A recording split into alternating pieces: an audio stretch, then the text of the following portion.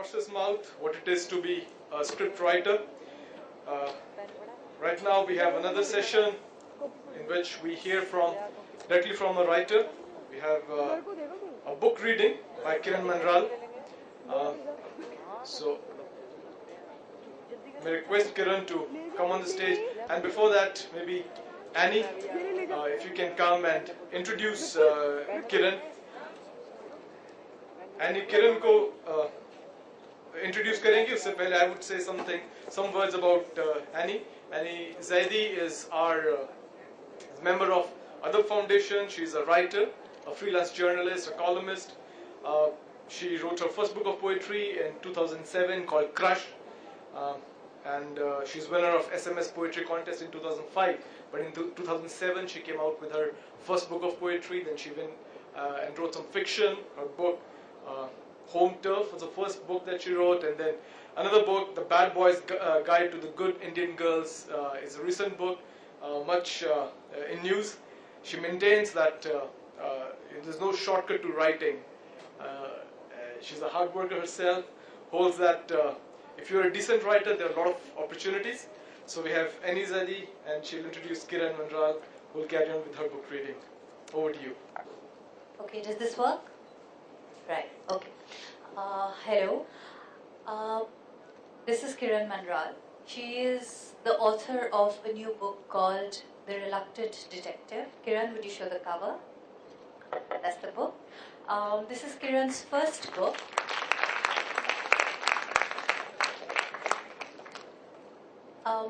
Kiran, like me, has a journalism background. She began as a business journalist and then moved on to lifestyle journalism.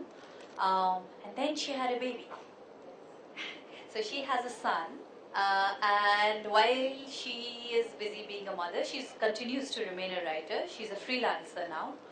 And I think over the last few years, while she's been sitting at home and also perhaps finding a little more time to write and think about new stories and ideas, she came up with this book.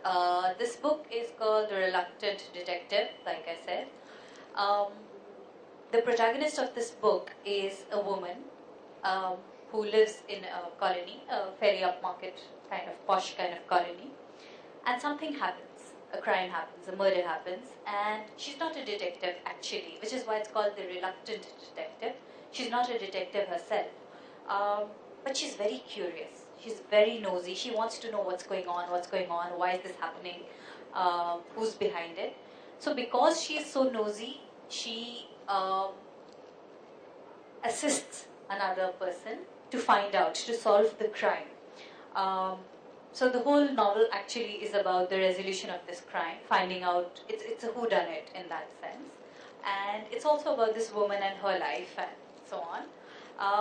Kiran will read a little bit from the book and perhaps tell us a little bit about the book in between, and then read some more, and then we'll open it up for discussion. Hello. Thank you, Annie, for that lovely introduction. Thank you so much for inviting me here. I am very honored and delighted to be here. When I got the call from Chandigarh asking me for Chandigarh Literature Festival, I was like, I'm one book old, my book is just out. Why do you want me here? But then curiosity got the better of me. I've never seen the city. I've heard such lovely things about it. I said, here's an opportunity to come and see the city and see if it is really as beautiful as they tell me it is. And the little I've seen of it, yes, it definitely is. So thank you so much for inviting me, Mr. Dixit. And I'm delighted to see children here. My book has a character who is one of the strongest characters. That's the little boy. He's a 5-year-old. And as Annie said, it is about this lady who has a couple of murders in her neighborhood, and she's sort of the official nosy Parker of the area, and she's trying to find out what's happening. So since I saw so many children here, I thought I'd read out a couple of small excerpts, not too much, so you don't glaze over and fall asleep, because we've all had heavy lunches now. 2 little excerpts about where the boy plays a little important part, because the boy is one of the very strong things that drives the book along. The first part the book opens is where the protagonist, Kanan Mehra, she's a 35-year-old. She's been a working woman. She gave up her career to be a mom to her son. And she's at that point now where her son doesn't really need her too much anymore because he's 5-year-old and he's pretty independent. She has been invited for a Bollywood party, and as any woman will tell you, there's always nothing to wear if you get a last minute invitation. So the chapter is titled, In Which There Is Never Anything to Wear. Kanan has taken out all her clothes onto the bed and she is trying to figure out what to wear when Kabir, aka the brat, walks into the room and he's watching his mother trying to get ready. And he's obviously seen this before, it has happened before. Kabir, the brat, is the handsomest 5-year-old tyke in the entire world, and I dare you to challenge that. He is also undoubtedly in the category that kind souls call spirited and unkind souls call hyperactive. He settled down on the bed with the expectant air of a show about to begin and wanting to grab ringside seats.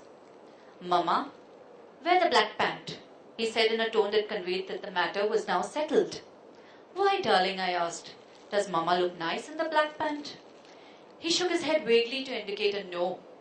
I want to see you put it on. Now, the pant in question is a skinny fit. I in question am not as skinny nor fit.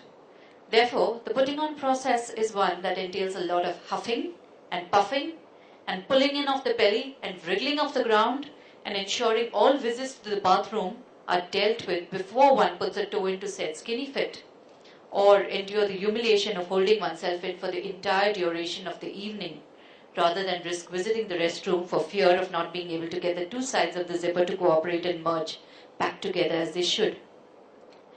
As entertaining as it might be for the son, it was not sufficient for Mama to accept the suggestion, and the hunt continued. Then, what you're wearing? Kabir persisted with the curiosity that comes from knowing that, for Mama, every dress-up occasion is cause for much angst and tantrum throwing. I don't know, love, I replied in the distracted way I have, when all the contents of my wardrobe of the party wear variety are spread out on the bed and nothing seems to work. The child lost interest and wandered off. Mama, he called over his shoulder.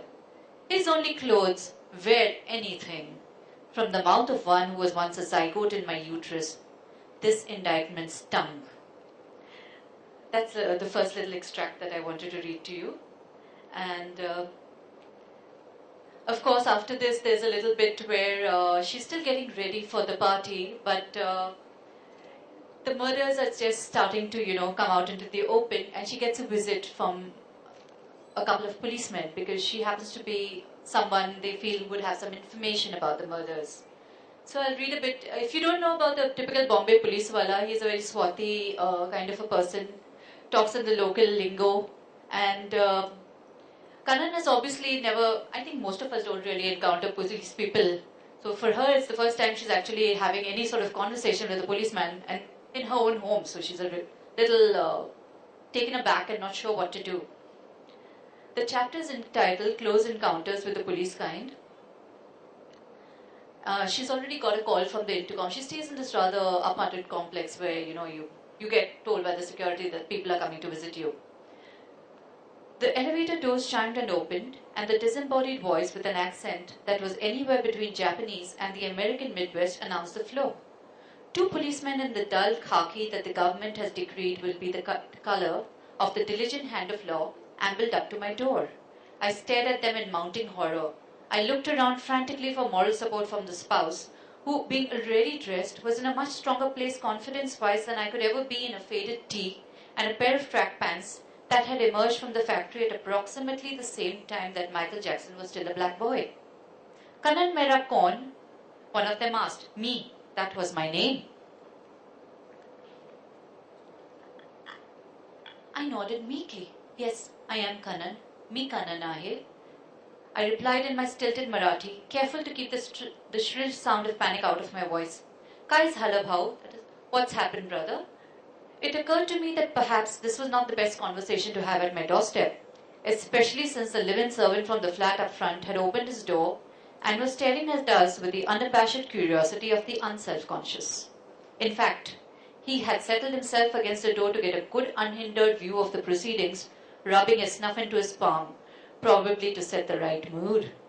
My name would be mud in the society by the end of the day, I called shrilly for the lawfully betrothed to take charge of the situation. What is the problem? He asked, gesturing for the policeman to come inside. We're here on an investigation, the swarthy of the two said.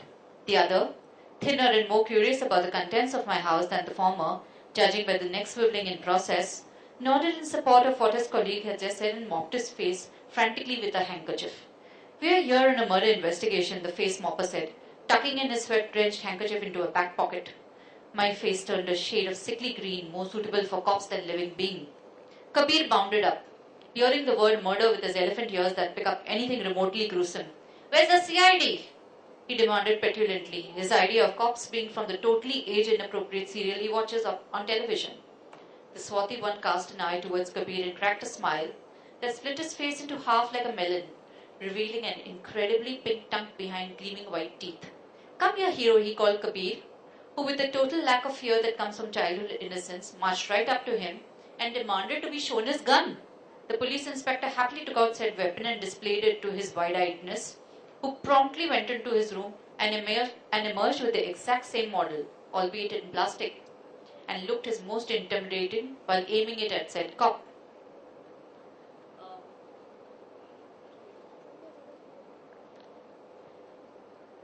That's basically what happens when she starts getting investigated by the police. Not directly, they really don't suspect her of being the murderer, but they want to get some information from her.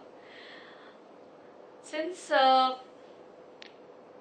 wanted to keep this a little about kids, you know how it happens when you have school days and you don't want to wake up in the morning, but when it's a holiday, you get up bright and early at 6 o'clock in the morning, and your parents are like, go back to sleep, go back to sleep.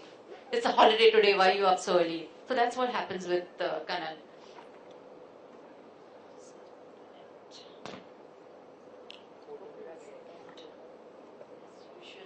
As usual, my pages are... Yeah. Sunday morning. The morning of no 5:45 a.m. alarms. The morning meant for lying in and sleeping till the maids start ringing the doorbells plaintively, asking to be allowed in to do their work. Inevitably, as is the case on such mornings, the child will get up at 6 a.m., all bright-eyed and wanting to play. I tried in vain to get him back to supine position and maybe a couple of hours of more of sleep. He climbed onto my stomach and prized my unwilling eyes open with a pincer grip that doesn't seem to work too well when holding a pencil and trying to write alphabets. Mama, he asked with the curiosity of the 1,000,000 questions always tumbling out of his mouth before you can get round to answering the first. When you die, you become a ghost?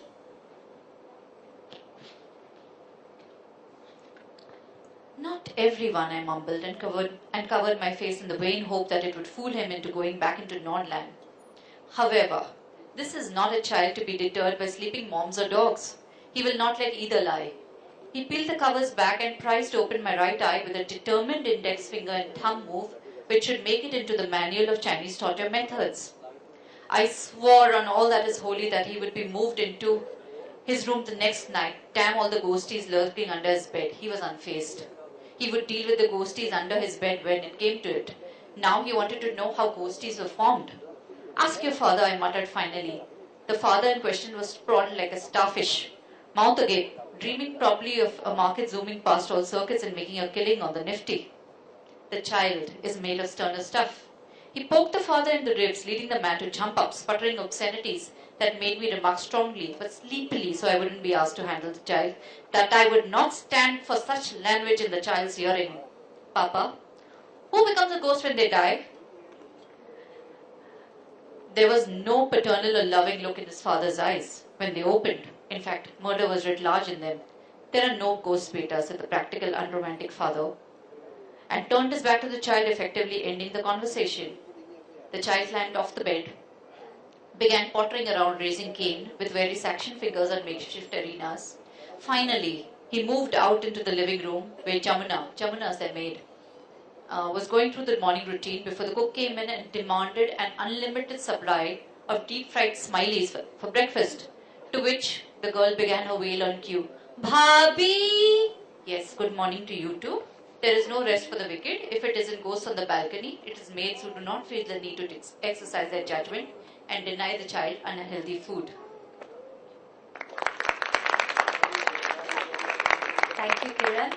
Um, right. So that's kind of like a little bit of a taster about what this novel sounds like and reads like, and what the characters are like. If there's anybody at this point who'd like to ask any questions about either this particular book, the story, or uh, about Kiran, is there are there any questions right now? Thinking hard. Does anyone here want to be a writer? That you'll have to read the novel to find out, won't you? Okay, Kiran, tell me a little bit about uh, when you decided to actually turn from non-fiction to fiction, and what prompted the move. Um, I've been a journalist, as Annie said, and it's always been lifestyle features. There was business journalism to start with, very cut and dried kind of writing, which really doesn't let you elaborate too much. After I quit full-time writing, I started blogging, and that was a phase when I was writing a lot about my life as it is. I am one of the suburban school gate moms, so to speak. And that those two blogs that I did, one was a parenting blog and another was a personal blog, they became immensely popular. And you know, when you write a blog, and a lot of people say, you must write a book, you must write a book, you must write a book. So that began happening more often. Plus, I have a mother whose life's ambition it was, you will write a book one day. So, in fact, when I was in school and college, I wrote a lot of fiction, and if I go back to them, it'll be horrible right now. But I never got back to writing fiction after that phase. So at this point, I thought it was a nice time. The kid no longer needed too much of my time. I had a mother who was guilt tripping me every single day about what are you doing with your life, kind of thing. And I decided to write fiction. I did. I wasn't very confident about my abilities to get into fiction because I'd been into non-fiction so long. Did 3 chapters and a synopsis, and thankfully a publisher liked it, and that's how the fiction happened. You're writing a lot more fiction now. You've already got 4 books lined up. 3 actually. The next one is a sequel to the same series. I think the protagonist is somebody every woman loves, and whoever's read it has said, this is my story. Do you have a camera in my house? Can you see what I'm doing? Do you know that I let my child watch CID? Do you know I give my child Maggie noodles every day? So a lot of women have related to it and liked it. And the second book sort of came about at the same time I wrote the first. I just wrote 2 very continuously. That's with the publisher already, so hopefully that should be out in a year. You never know with publishing. And after that, there are 2 more books which are in the pipeline. One is completely different from, they both are completely different from this. Not so much humor. This is primarily humor. The other 2 are going to be different. That's one of the interesting things. You've put in lots of funny asides, and in a murder mystery, one isn't always expecting that. So, was that a conscious decision, or did you just want to write a funny book and murder was only a small part of that? I think the latter. I think murder is only a small part of it. It's more about, you know, the curiosity of the woman. She's not out to become a Miss Marple or to really become an investigative detective. She's more curious. You know, and very honestly, it comes from my own macabre fascination for the little snippets you see in the newspapers, body found. Brief items. Yes. And you keep wondering about the backstories to the people, what happened, why are they being killed, how were they killed, if there was no too much of detail in the little snippet, and what did they leave behind, what kind of family. So I think that comes out in a protagonist. And the humor is the primary driver of the book, I think. It flows along through the humor. The murder is incidental, the murders are incidental. Did you read a lot of detective fiction growing up? I think we all did. We all read Agatha Christie, and we all read Sherlock Holmes and the classic detective fiction. As you grow up, you read a little more. You read Sue Grafton and you read the other stuff. So yes, I do read a lot of, I have read and I continue to read a lot of murder mystery, but I can't I'm not someone who's very drawn to blood and gore. So writing too much about blood and gore wasn't part of my mental makeup. It was more that I would concentrate on the fun and the light of it all. Can I ask that horrid question? Who are your favorite detective fiction writers? Detective fiction writers. I think the obvious, Sir Arthur Conan Doyle and Agatha Christie are all-time classics that you can never tire of those books. You can keep going back to them and reading them, even if you know who has done it. And just the way the clues unravel and the story unfolds is very fascinating. I like Sue Grafton as well. And recent times I haven't read a good detective fiction, but these three are classics I can go back to again and again. Is there anybody from the audience who would like to ask any more questions? I can't see the audience. Okay, if not, I'm going to ask Kiran to read us one more extract from the book. Okay. Without, of course, giving away any of the suspense.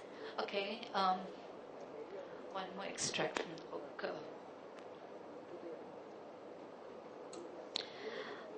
I'll read a little bit of a part that I really personally like a lot.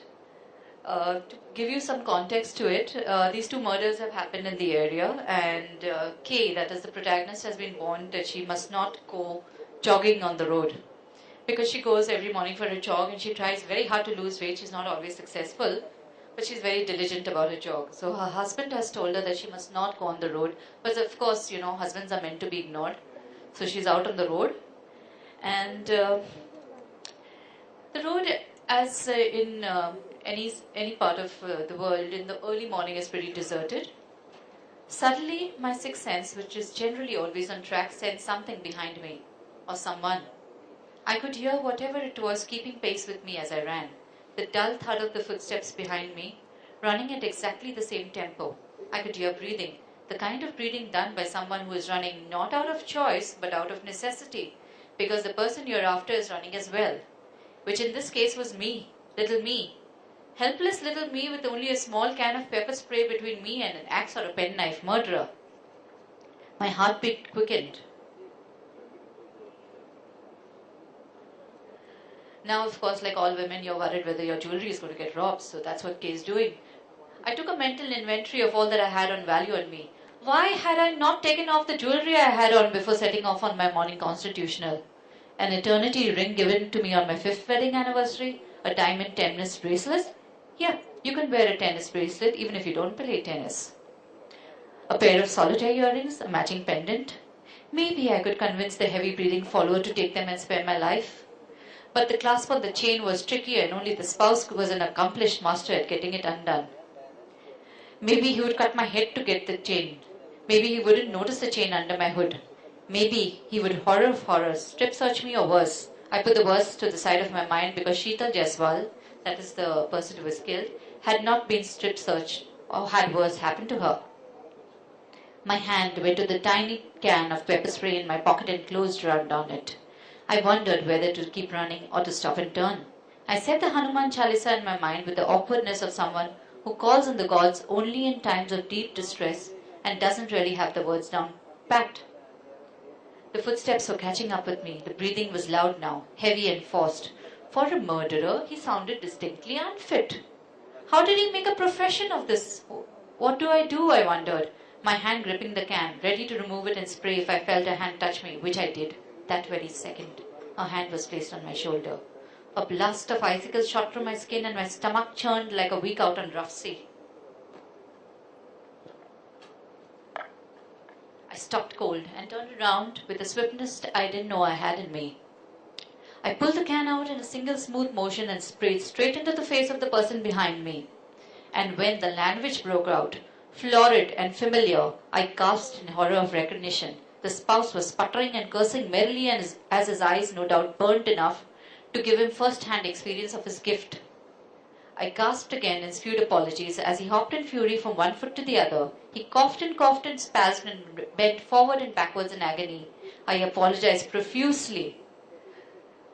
Anyone have water? Pani hai bhai, he squawked in agony, hands outstretched, eyes closed with the burning. Kate, don't touch me, he barked angrily, and I sprung back hastily. Why were you following me? I yelled back, offended. I was worried. You don't listen when I tell you to jog inside the building. Do you have a death wish?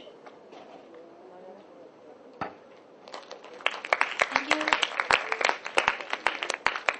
Right, so that was fun. I enjoyed the descriptions, but I'm tempted to ask that like bad question. How much of it is autobiographical?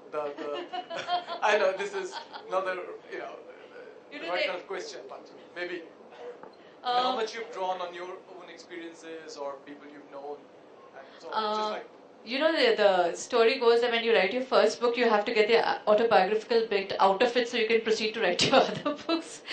So, yeah, I think the protagonist is a little bit inspired by me because I'm the most familiar subject that I know. But not too much. I think around 20%, and the rest of it is composites of people I know.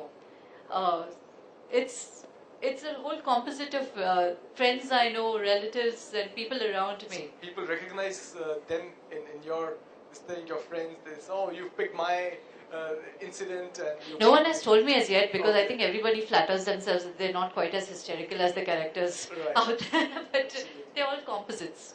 And Exactly. So there's some more questions now. I think there are young ladies there, so I'll leave to them. Is there any reality in the story? the reality in the story is no, it's a completely fictional story. The reality is in the context of the story.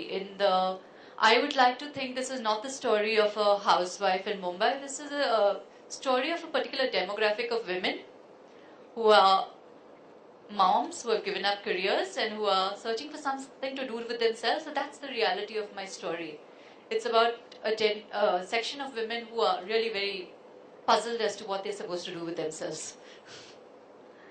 What made you write a detective story? Sweetheart, the book is primarily humor. The detective part is incidental to the book. It is just to, as Sanjay ji said before, I can't see him around, but as he said before, kuch tadka maro, to make the thing a little different, to add something a little different. So the last thing you expect is a bit of murder and something funny. So that's why the detective bit. Is there any suspense in the story? You have to read it to find out. There is some suspense. Of course, there would be some suspense because it is about murders at the end of the day. So, we want to find out who did the murders and why and what led to the murders happening. So, there is suspense definitely.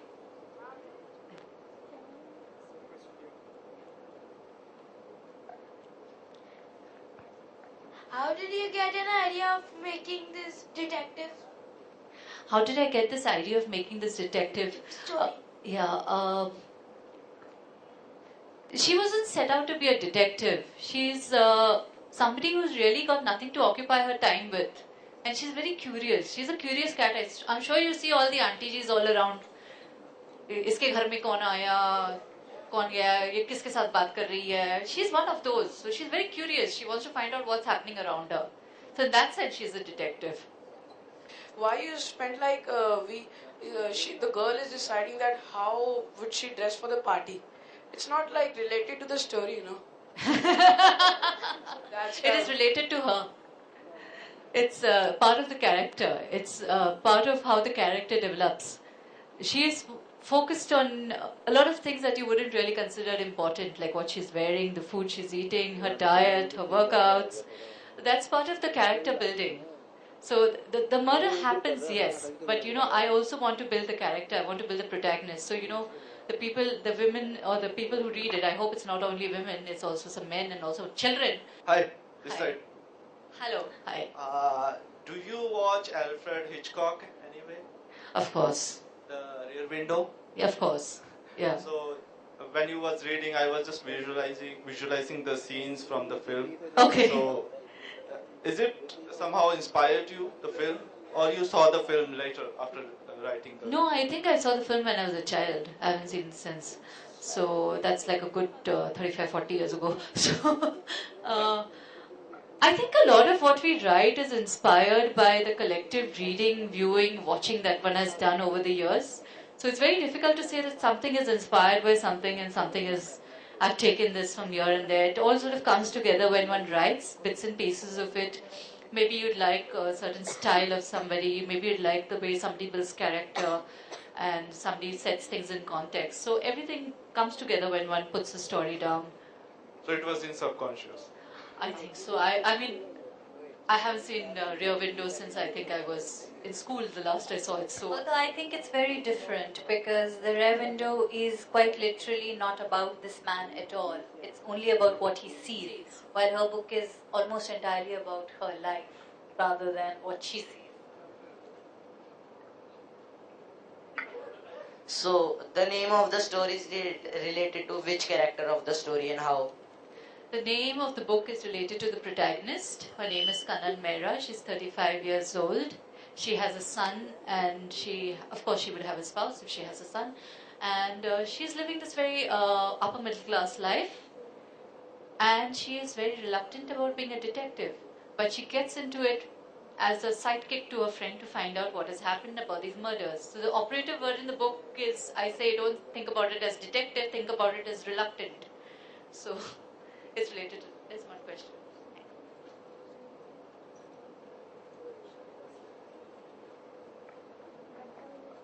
What do you think is the best part of your book? Like, what do you like the best about it? What do I like the best about it? I want you to read it and tell me what you like the best about it. I very honestly, after the book has been printed, come out in print, I haven't read it again because I'm so terrified I'll go back to it and hate everything. What I think I like the best is the fact that it is a light read, it's a quick read, and it is something that you will enjoy and laugh through, and it will help you de-stress and unwind. That was what I was looking for when I was writing it, and I think that's come through. There's one question there.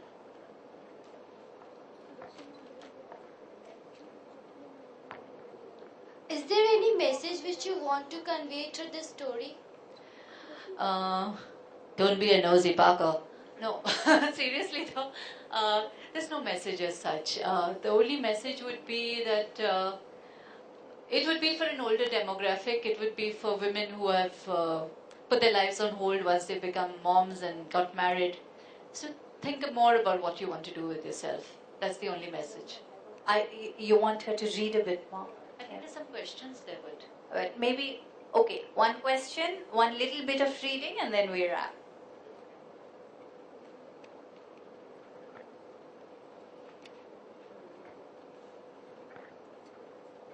Instead of detective stories, what kind of stories you also like? I adore P.G. Woodhouse.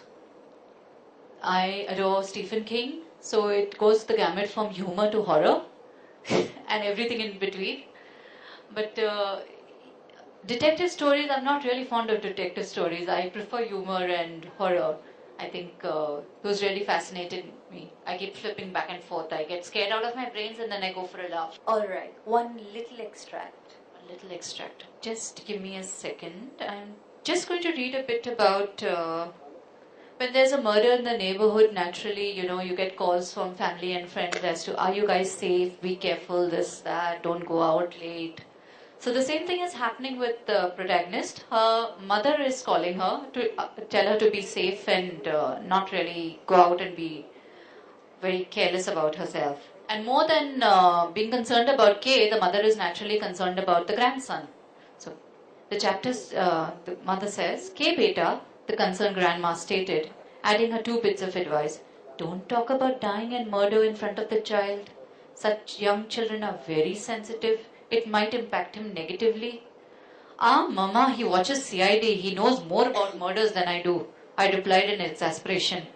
Thinking of a good way to end the conversation, given that I would be definitely hauled over the coals for not monitoring the television viewing habits of my only son, and therefore their only grandson and the flag bearer of their genetic inheritance, given that my brother was showing no signs of tying the official knot with a good Indian girl from a cultured family. Thankfully, the intercom rang insistently. Got to go, Ma, the intercom's buzzing. She grumbled fussily about children these days having no time for a civil conversation with their parents who gave birth to them and raised them unselfishly. I took the opportunity to gently disconnect the call. A little bit about her parents so you get a context of what Kay is coming from. The parents, ex-civil servant and school teacher respectively, now living a retired life pottering in their semi-detached bungalow on the outskirts of Pune, spent their mornings scanning the crime pages of the dailies and twice weekly evenings Skyping with their only begotten son and my younger brother, who was now playing at being a very eligible hotshot bachelor in software based in London, firmly resisting all the photographs of suitable matrimonial candidates being emailed across the seas to him. The parents, filtering out the spawn of my womb, stayed in the vain hope that the only begotten son would settle down like softly stirred tea leaves to a life of blissful matrimony and provide them with a much longed for grandchild to bear aloft the banner of their surname. Before they closed their eyes and were consigned to the electric crematorium, my parents were also practical and thrifty. I grew up seeing my mother rinse out milk packets and sell them to the Ratiwala at the end of the month. We had gift wrapping paper put under mattresses for reuse. The matter had a fetish for plastic bags and got into scraps at stores that refused her individual plastic bags for each item purchased. Her plastic bag collection was off limits to ordinary mortals, and if one needed a plastic bag in her home, one had to ask on bended knee, after which the worst of the lot would grudgingly be handed over. If I ever went into therapy, I think the recycled milk packets and the wrapping paper would play a starring role in my road to shopaholicism and the pile of maxed out credit card bills, which had led to my being handed a debit card with a fixed limit by cruel spouse and the rest of the added on cards being carefully snipped into tiny pieces and binned with the kind of sadistic glee that Hannibal Lecter might have reserved for a census taker. Thank you. Thank you so much for that, Kiran. And thank you all for this session. I'm going to hand back the mic to Ashish now. Thank you so much for listening patiently. Well, I personally enjoyed it a lot. Seen a lot of kids around, so I could relate very well. So this is the time we'll break for tea.